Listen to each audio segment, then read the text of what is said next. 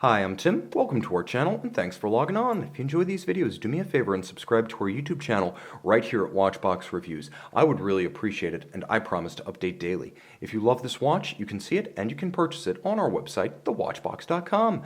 Whether you call it the Rose Gold Tuna or the Emperor Tuna, there is no doubt that this is one heavy-duty diver.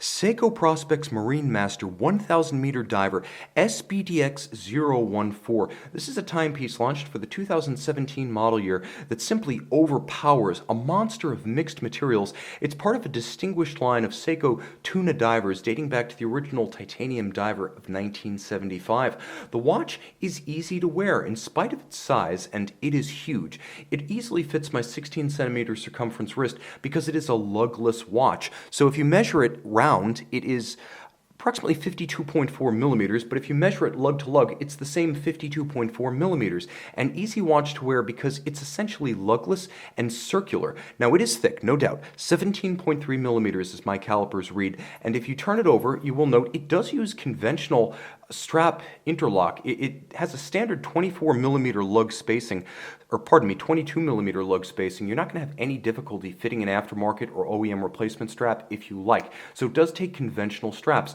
And you can see it uses a vintage inspired, and I must say Seiko vintage inspired, bellows style strap. They did invent this style of strap back in the 70s.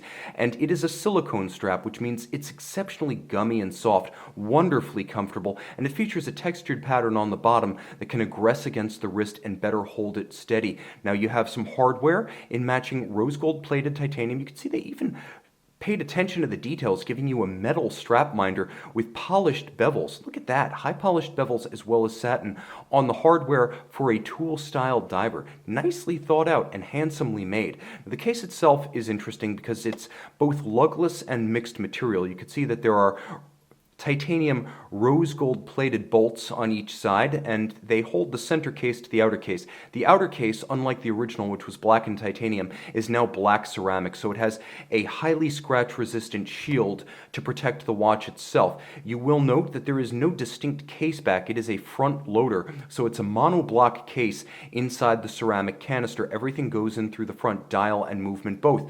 The crown is wonderfully recessed and shielded. It is large and the knurling is sharp. And what you'll find is that it's both easy to grip, and once withdrawn, it's probably the most robust and solid crown I've ever felt. The stem tube assembly keeps it anchored so it doesn't teeter and totter. Some butch dive watches wind up feeling like you're going to break them the second you withdraw the crown. Here, it feels like part of a bank vault, like the tumbler for the lock. Now, the bezel is a wonderful piece. Titanium and rose gold plated. It's unidirectional winding with a sharp and distinct click.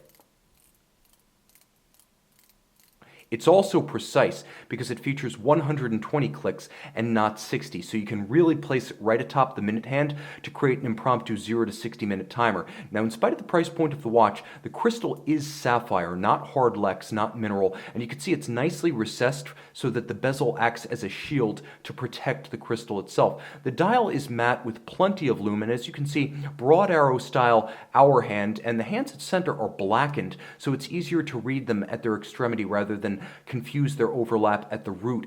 And you'll also note that there's a blackened counterweight to the seconds hand that features a loomed bob. So properly, every dive watch should have this. There is a loomed seconds hand. You'll also note that there's a dished ray haut that adds significant depth to the dial, and I may as well move the minute hand out of the way, but there is a date window, and you can see it is a white on black date disc to make for easy recognition of the date. Now, the movement inside is the 8L35, which is based on the 9S55. 9S55 is a Grand Seiko movement, so this watch really has the heart of a Grand Seiko watch. 50 hours, automatic, 28/8 beat rate, 26 joules, quick set date, as well as hacking or stop seconds. All of this, as you can see, water resistant down to 1,000 meters. And you might note that it says HE gas on the back, and you're wondering, what does that mean?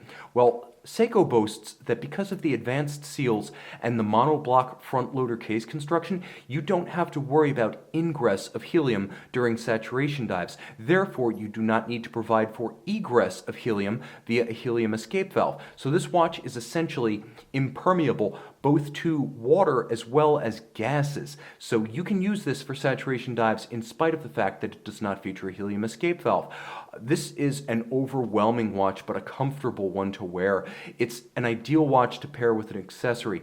It's an ideal watch to wear for an adventure. It's an ideal watch for summer and for warm vacation climbs this winter. This, the Seiko Prospex Marine Master 1000 meter diver, can be seen and owned on the watch box. Seiko Marine Master 1000 meters glows like an absolute torch. Look at the size of that loomed index on the bezel. They should all be so bright. This is like a high beam version of a conventional dive watch.